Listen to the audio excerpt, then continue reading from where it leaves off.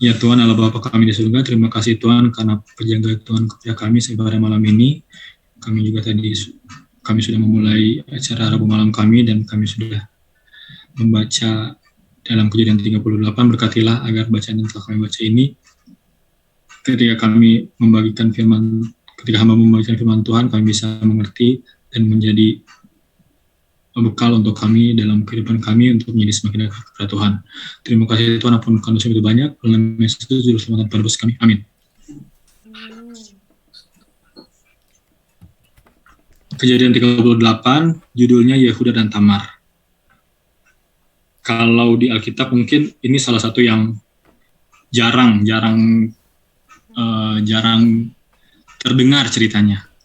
Tapi sebenarnya di dalam perikop ini ada banyak hal yang perlu kita pelajari dan bisa menjadi kekuatan untuk kita. Pertama-tama akan saya ringkaskan dulu ceritanya. Jadi seperti yang sudah kita tahu, Yehuda ini adalah anak dari Yakub, anak keempat ya. Dia adalah anak dari Lea, Yehuda. Tapi kalau dalam Alkitab, Yehuda ini sering menjadi tokoh yang bisa dibilang pemimpin, karena dia sering mengambil keputusan di tengah saudara-saudaranya. Padahal dia nggak paling tua ya, tapi sering dia menjadi pemimpin. Karena kita tahu kan kalau keturunan Yehuda adalah yang nanti cikal bakal ada raja-raja di Israel dan juga Yesus ya terakhirnya. Nah di sini setelah Rabu lalu kita belajar tentang kisah Yusuf yang dibuang di tanah Mesir, tiba-tiba ceritanya berlanjut, karena kalau kita lihat di pasal 39 ini ceritanya balik lagi ke Yusuf. Nah di 38 ini adalah cerita tentang Yehuda. Yehuda bisa dibilang yang terjadi kepada Yehuda setelah Yusuf setelah Yusuf ke tanah Mesir. Nah, di sini diceritakan kalau Yehuda ini berpisah dengan saudara-saudaranya, lalu dia pergi ke tempat yang bernama Hira. Seorang adulam yang namanya Hira. Hira ini adalah nama orang ya. Nah, di situ ada seorang perempuan Kanaan yang namanya Syua. Itu adalah istri dari Yehuda. Yehuda memperistrikan Syua. Kemudian Syua ini melahirkan 3 anak laki-laki. Yang pertama namanya kemudian yang kedua Onan, yang ketiga adalah Shelah. Nah, selanjutnya ketika mereka sudah besar, sudah waktunya untuk menikah, Yehuda memberikan seorang perempuan, seorang istri kepada namanya adalah Tamar. Jadi seperti judulnya Yehuda dan Tamar, di sini memang banyak menceritakan tentang Tamar ya, selain daripada tokoh sentralnya adalah Yehuda, di sini juga akan kita pelajari banyak tentang Tamar. Jadi Tamar ini pertama dia menikah dengan anaknya Yehuda yang paling tua, namanya Tapi di sini dibilang kalau ini adalah orang jahat. Dia melakukan hal yang jahat di mata Tuhan, sehingga sebelum ini mempunyai anak, Tuhan sudah, di sini dibilang Tuhan membunuh dia. Jadi sudah meninggal sebelum dia punya anak. Nah kemudian karena anak tertuanya meninggal, kalau di zaman dulu ada namanya hukum yang kalau orang yang paling tua, kakaknya meninggal sebelum punya keturunan, sah itu kalau istrinya itu akan diberikan kepada adiknya yang kedua untuk dijadikan istri, dan nanti anak sulung dari mereka akan menjadi anak yang tertua yang sudah meninggal. Itu lebih ke arah adat istiadatnya ya, supaya menyambung keturunan daripada kakak yang tua yang sudah meninggal duluan. Nah jadi pada saat itu anak yang kedua namanya Onan. Tapi ternyata Onan ini melakukan hal yang jahat juga di mata Tuhan. Dia tuh secara sengaja dia nggak mau memberikan keturunan kepada Tamar. Makanya di situ yang Tuhan lihat itu adalah jahat. Sehingga Onan juga dibunuh oleh Tuhan. Onan juga meninggal. Nah, yang ketiga, seharusnya ketika dua kakaknya sudah meninggal, seharusnya Tamar ini menikah dengan adiknya. Cuman pada saat itu dibilang di sini Yehuda ini agak trauma mungkin ya, agak takut kalau sampai adiknya ini yang namanya Shelah itu meninggal juga.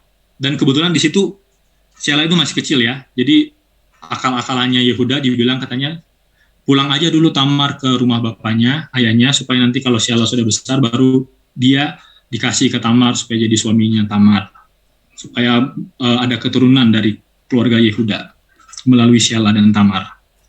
Jadi singkat cerita akhirnya Tamar kembali ke rumah ayahnya. Nah, di sini setelah beberapa lama katanya istri dari Yehuda ini meninggal, atau Shua ini meninggal. Jadi bisa dibilang mungkin anaknya Yehuda cuma 3 ya, cuma 3 yang laki. Yang terakhir adalah Shelah ini.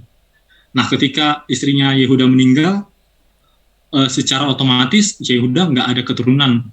Kalau Shelah ini nggak menikah ya. Nah, pada saat itu ketika Shelah udah besar, mungkin karena masih takut kalau anaknya ini meninggal, jadi belum dikasih ke Tamar untuk dijadikan suami dari Tamar. Nah, terus katanya pada saat itu ada acara menggunting bulu domba. Nah, ketika acara itu kalau acara itu bisa dibilang acara yang acara senang-senang ya, karena menggunting bulu domba itu seperti pesta ya, seperti pesta. Nah, pada saat itu Tamar yang sudah tahu akan kejadian ini, dia membuat akal supaya bapak mertuanya ini atau Yehuda bisa tidur dengannya dan bisa melahirkan dan bisa mendapatkan keturunan dari bapaknya ini. Itu adalah dosa ya, tapi itulah yang terjadi di sini. Akhirnya memang kejadian akhirnya ketika hal itu terjadi, Yehuda tidur dengan Tamar. Jadi di sini Tamar akal-akalannya dia adalah bikin seolah-olah dirinya ini adalah seorang pelacur ya, dan dia bisa dibilang sengaja untuk membuat Yehuda ini tertarik sama dia. Nah, kemudian singkat cerita akhirnya mereka setelah bersetubuh, kemudian karena memang ini adalah akal-akalan dari Tamar, dia meminta suatu hal kepada Yehuda agar dia jangan sampai diperlakukan jahat oleh orang-orang. Dia minta supaya Yehuda memberikan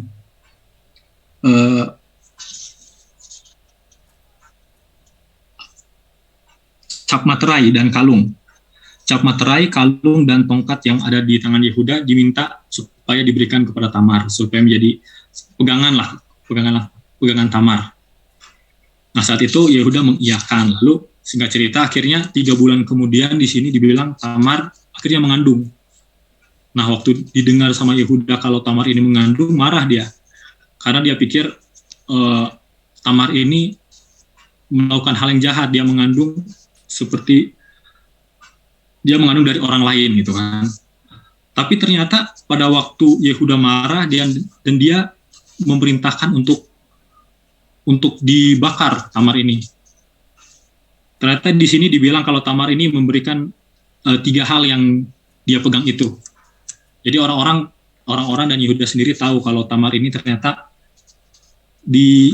Tamar ini mengandung dari anaknya Yehuda. Akhirnya memang benar, akhirnya Yehuda memang membiarkan Tamar hidup, dan seperti yang kita sudah tahu di akhir cerita, Tamar melahirkan 2 orang laki-laki sekaligus, anak kembar, yang namanya Peres dan Zerah. Dan Peres ini adalah Dan keturunan dari Peres ini adalah Raja Daud, kemudian akhirnya ujung-ujungnya menjadi bapak dari Yusuf, bapak dari Yesus.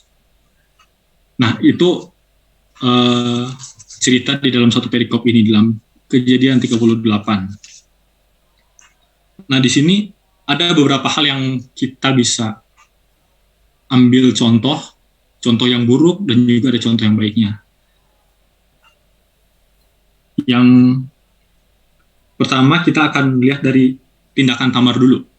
Dari tindakan Tamar ini ada beberapa hal yang dia melakukan, hal yang negatif ya. Yang pertama, seperti yang sudah kita tahu, dia memang mencari kesempatan untuk membuat Yehuda ini melakukan dosa dengan bersetubuh dengan dia. Lalu harusnya kan itu tidak boleh dilakukan. Itulah suatu hal yang dosa. Dan hal yang selanjutnya adalah dia itu menjadi perempuan sundal atau pelacur. Itu kan itu dosa juga dari dulu sampai sekarang juga. Itu adalah hal yang berdosa kalau seorang perempuan ini membuat dirinya seperti seorang pelacur. Tapi di sini beberapa tindakan Tamar ini ada juga ternyata positifnya. Jadi Tamar ini, latar belakang Tamar ini adalah dia seorang bukan yang mempunyai Allah seperti Abraham ya, karena dia adalah orang Kanaan, bangsa asing bisa dibilang. Dia tidak mengenal Allah. Tapi ketika dia mendengar cerita-cerita tentang janji-janji Tuhan kepada bangsa Israel, nanti katanya keturunan dari Yakub adalah Mesias, keturunan dari Yehuda adalah Mesias, dia ini sangat memotivasi dirinya supaya dia ini menjadi ibu dari keturunan yang dijanjikan oleh Tuhan. Makanya pada saat itu hal positif yang dilakukan adalah dia percaya kalau benar-benar keturunan dari Yehuda ini adalah nanti akan menjadi Mesias, dan dia mau mengambil bagian di dalam situ. Jadi positifnya adalah itu, walaupun mungkin yang dilakukan itu adalah tidak benar ya, atau dosa. Kemudian dari Yehuda juga ada beberapa hal yang kita menjadi contoh yang tidak baik. Yang pertama sudah jelas ya, kalau seorang yang benar, seorang yang mengaku mengenal Tuhan itu tidak boleh mencari kesenangan dengan cara yang tidak benar, seperti mencari pelacur atau gitu-gitu, yaitu hal yang berdosa. Dan kita tahu sama-sama kalau dari sebelum-sebelumnya juga memang ada akibat dosa itu. Akibat dosa itu selalu akan ada. Karena di dalam keluarga Yehuda ini, anaknya yang tua dan anaknya yang kedua meninggal karena sama-sama jahat di hadapan Tuhan. Jadi memang itu adalah akibat dari dosa. Cuman pelajaran yang bisa kita ambil adalah ada beberapa poin. Poin pertama, yaitu tadi, akan selalu ada ganjaran untuk setiap perbuatan dosa yang kita lakukan. Dan kemudian yang kedua, dari sisi Tamar, kita bisa belajar bahwa dari manapun asal muasal kita, entah kita mengenal Tuhan atau tidak, tapi jika kita benar sungguh-sungguh percaya kepada Tuhan, dan ketika kita belajar, kita tahu, dan kita percaya kalau firman Tuhan itu adalah benar, dan kita melakukannya, itu kita akan tetap mendapatkan berkat dari Tuhan.